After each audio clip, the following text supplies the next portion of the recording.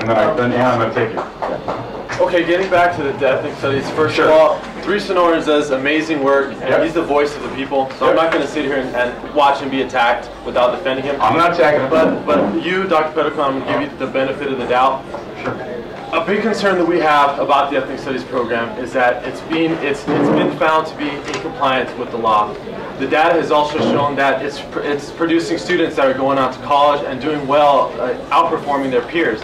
So a major concern that we have is the call for a review by yourself and Dr. Stegeman, that we don't understand why that's happening. It seems to us that it could be a way of finding scapegoats and possibly gutting people in the program. So our major concern is that if you take away the teachers and administrators of the program, then that is the program. You haven't saved anything when you lose those people. Sure. So what I want is assurance from you that the teachers and the administrators of that program are off limits. Let me ask you this question. First of all, let me go back for a second. And I learned a long time. I don't know, what's your name? Sal Baldenegro. Okay, Sal. Yeah, John Pedicone.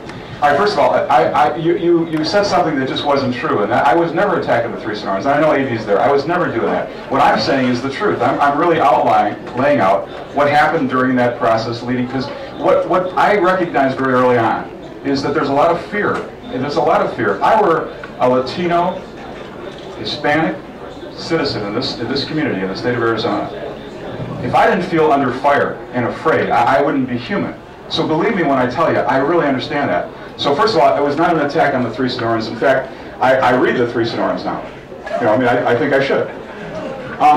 Let's go to your concern. First of all, you're suggesting that, and this, by the way, this got my attention when I talked with Augie Romero about this. If you do an outside assessment of this program, the question you have to ask yourself is, what are you assessing? All right, I think that's a good question. What are you looking to evaluate in the program?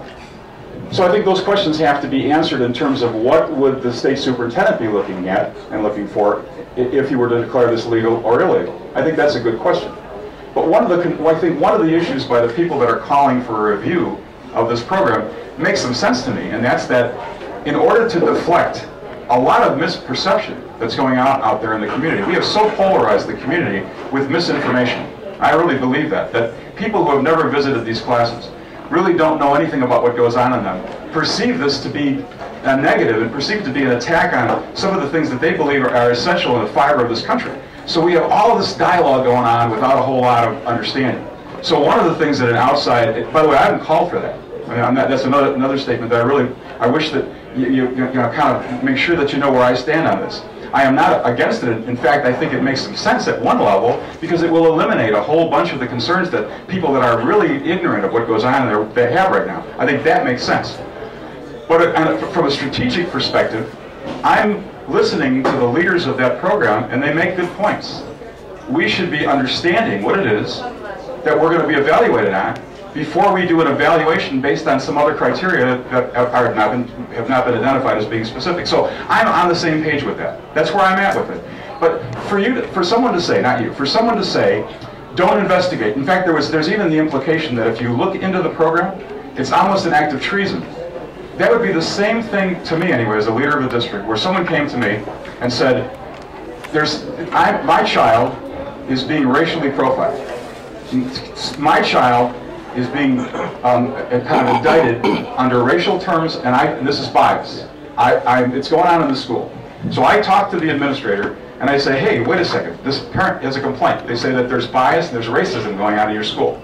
The principal says to me, it's not happening. Now I go back to the parent and say, hey, I talked to the principal, it's not happening. If I were to do that, you'd be the first person, anybody would be the first. What are you talking about? You didn't investigate this thing. You can't say with any degree of assurance that the things that you've read and that you've seen are true. So I think my due diligence, my job requires that I go further than that for the sake of the integrity of what we do. It has so much less to do with what I believe is right in that program and so much more to do with what I think I need to do in order to defend it, because there are things going on in that program that need to be preserved. Does that make sense to you?